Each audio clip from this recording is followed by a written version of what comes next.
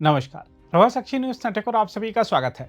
राष्ट्रपति द्रौपदी मुर्मू के बंगाल दौरे के दौरान जो कुछ हुआ, उस पर उनकी तीखी नाराजगी, मालदा की शर्मनाक घटना पर उच्चतम न्यायालय की कड़ी और असहज कर देने वाली टिप्पणियां और कूच बिहार की जनसभा में प्रधानमंत्री नरेंद्र मोदी का प्रचंड प्रहार, यह साबित करने के लिए काफी है कि पश्चिम बंगाल में कानून व्यवस्था पूरी तरह ध्वस्त हो चुकी है।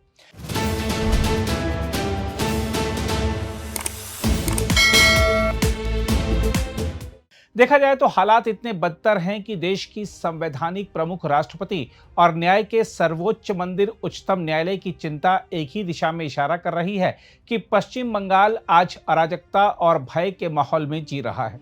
हम आपको याद दिला दें कि पिछले माह बंगाल में कार्यक्रम के दौरान राष्ट्रपति द्रौपदी मुर्मू की नाराजगी केवल एक प्रोटोकॉल का मुद्दा नहीं थी, बल्कि यह उस प्रशासनिक अव्यवस्था का प्रतीक थी जो राज्य में गहराई तक पैठ बना चुकी है।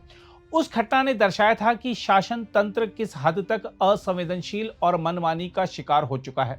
जब देश की प्रथम नागरिक के साथ ऐसा व्यवहार हो सकता है, तो आम नागरिक की सुरक्षा और सम्मान की स्थिति का अंदाजा सहज ही लगाया जा सकता है।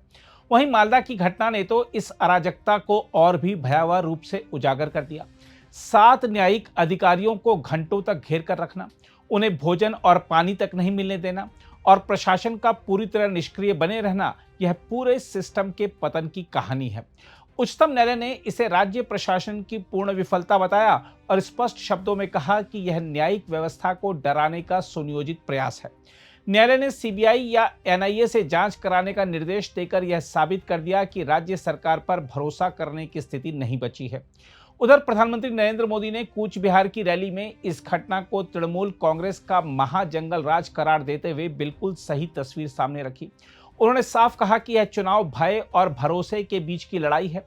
एक तरफ वह सरकार है जिसने बंगाल को हिंसा, भ्रष्टाचार और असुरक्षा में धकेल दिया है, और दूसरी तरफ वह संकल्प है जो कानून का राज स्थापित करने की बात करता है।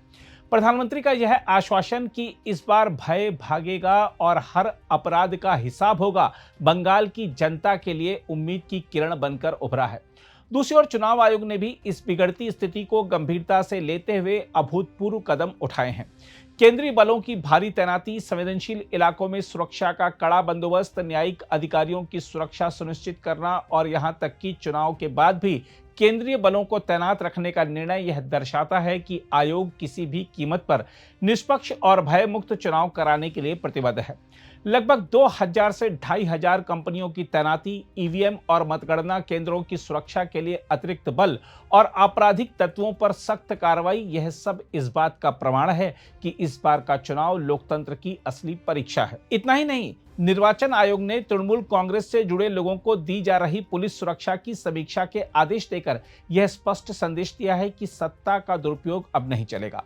अपराधियों को संरक्षण देने वाले अधिकारियों पर कार्रवाई, यहां तक कि थाना प्रभारी का निलंबन, यह दिखाता है कि अब जवाबदेही तय होगी और हर गलती का हिसाब लिया जाएगा। देखा जाए तो आज बंगाल की जनता एक ऐसे मोड़ पर खड़ी है जहां उसे तय करना है कि वह भय और हिंसा के इस चक्र को जारी रखेगी या बदलाव का रास्ता चुनेगी।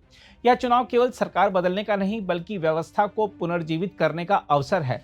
हर मतदाता का वोट इस अराजकता के खिलाफ एक मजबूत हथियार बन सकता है। समय आ गया है कि बंगाल अपनी खोई हुई पहचान को वापस हासिल करे।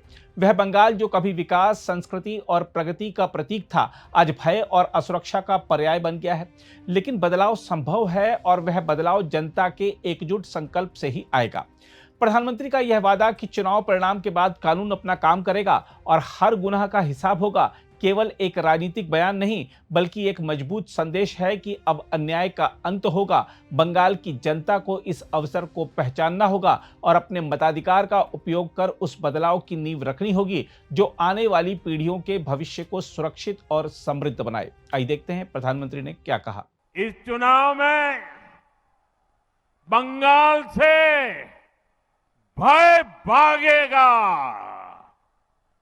भाजपा की महाविजय से भरोसा जागेगा। बांग्ला থেকে ভয় পালাবে, মহাবিজয় থেকে সূর্য জাগবে और मैं आपको भरोसा देता हूं, इस बार चुनाव के बाद इनके पापों का पूरा हिसाब किया जाएगा।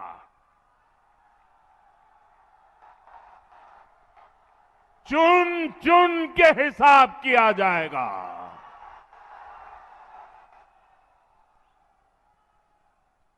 4 मई के बाद